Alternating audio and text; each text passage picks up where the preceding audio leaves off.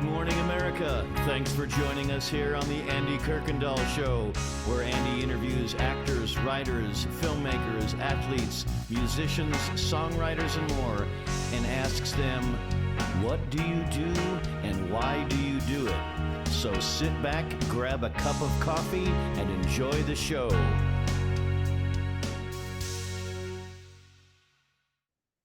Good morning. Welcome to Morning Moments. Thank you for joining me today. I am so glad that you took the time to click on to this interview and listen to it. Today, I have a guest right here in the Virginia Beach area. It's nice to have somebody local to be able to interview. She is an activist for children. What a great title, an activist for children. I met her the other day at a luncheon I went to, and she graciously agreed and said yes to this interview, and I'm so grateful. I have Annie Palumbo on Morning Moments. Welcome, Annie. Thank you, and thank you for having me on your show. Well, Annie, let me ask you, you've been involved with a lot of different things as an activist. So let me just ask you a simple question. What do you do and why do you do it? Well, I am just a mama bear who God has, I believe, empowered to fight for children. My fight started, I have a son that has now graduated high school, but back when COVID was a thing, and they were requiring, well, first of all, the schools in Virginia Beach were closed for a whole year. So I had never stepped foot in a school board meeting. In fact, when I would go vote for a school board member, I didn't know anything about their history or what they stood for. I'm ashamed to say it, but I would say, oh, I've seen their signs around town, and I would check that and I would vote for a school board member. But when they shut our schools down for a whole year, I started fighting because I would look down the hallway and I would see my son sitting in his room with his door shut for 6 hours a day on a computer. And I knew that was not normal. So when they finally got the kids back to school, they required them to wear masks. And I felt that was very demonic and very abusive to have kids wear masks for 8 hours, 6 to 8 hours a day while they were at school. And one day I was driving my car down the road, and I saw some kids on a playground in May, and I looked at my temperature gauge in my car, and it said it was 95 degrees out, and they had them wearing masks outside. I turned my car around. I said, kids, I'm going to fight for you. This is wrong. And they all yelled, yay. So that propelled me into a fight for kids. It was mainly my son. He was my why. I did not want him to spend his senior year in high school with a mask on. So in August of 2021, I spoke to the school board, and they had tried to keep cutting us off and telling us we were off topic, and they would try to turn the cameras off of us. And I had had enough, and I was like, stop cutting us off. And I screamed it like probably every mama bear felt at that time when we were dealing with COVID and the masks and the lockdowns. And my video went so viral. Fox News picked it up, Dan Bongino, Sebastian Gorka, and that just propelled me into the fight and the ringleader of the fight here in Virginia Beach. So for the last 3 years, we have been fighting our school board. And my son has since graduated, thank God. And but we have unearthed, since the mask issue, we have unearthed the teaching of critical race theory, the teaching of social emotional learning, which is teaching kids that they should be ashamed of the color of their skin. And then we're recently now dealing with the pornography that's in our libraries. And I also exposed the pornography that was in our libraries there is a certain book called Genderqueer, and in that book, and I'm sorry for your viewers to be graphic, but people need to know what's in our libraries at our schools. This was in a middle school. It's a book called Genderqueer, and in that book are two men naked giving each other oral sex. So I took that picture and I enlarged it on a poster board, and I stood up in front of the school board at a meeting a year ago, and I said, why is this in our libraries?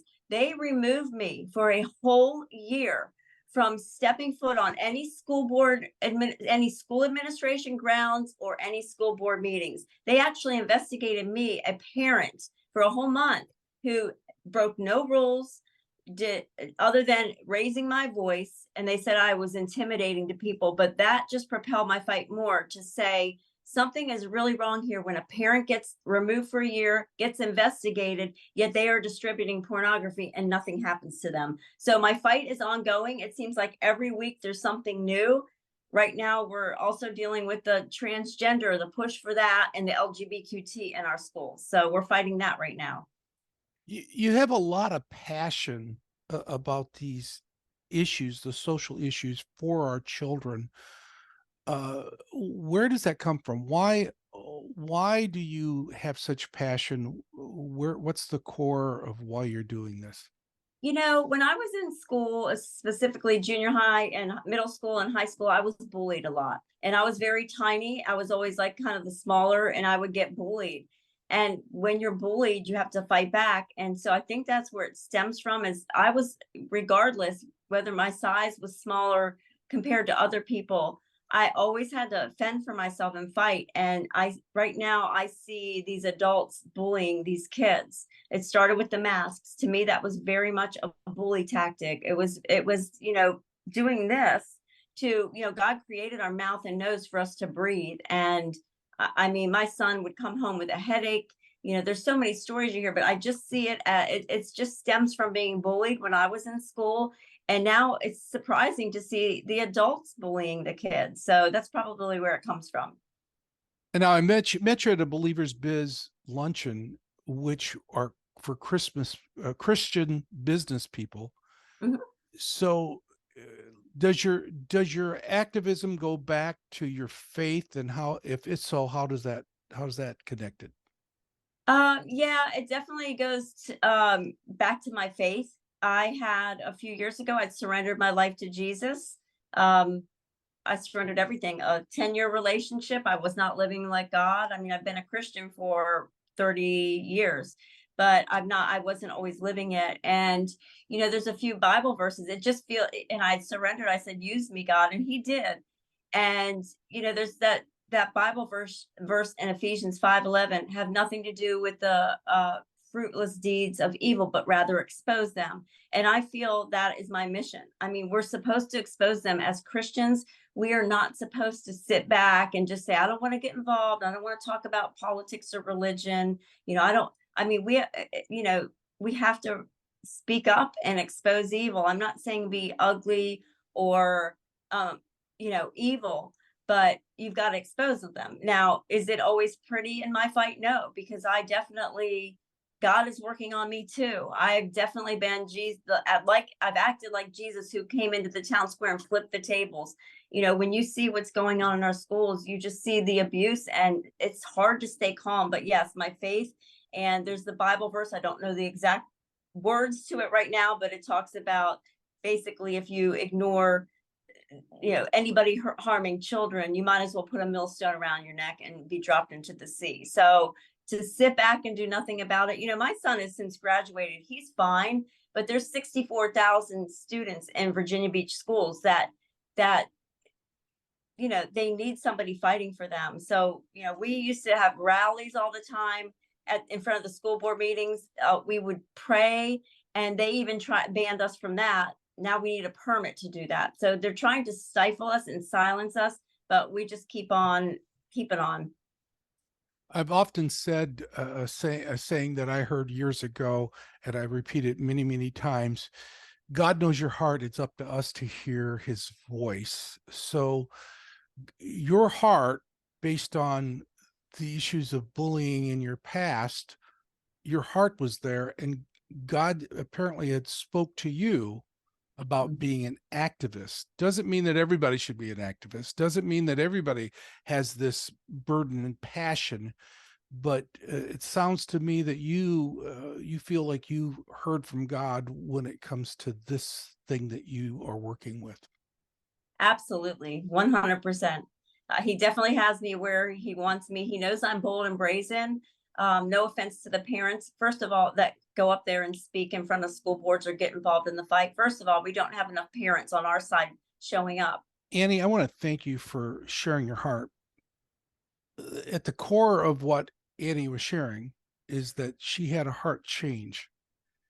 God saw fit to forgive her for what's happened with her.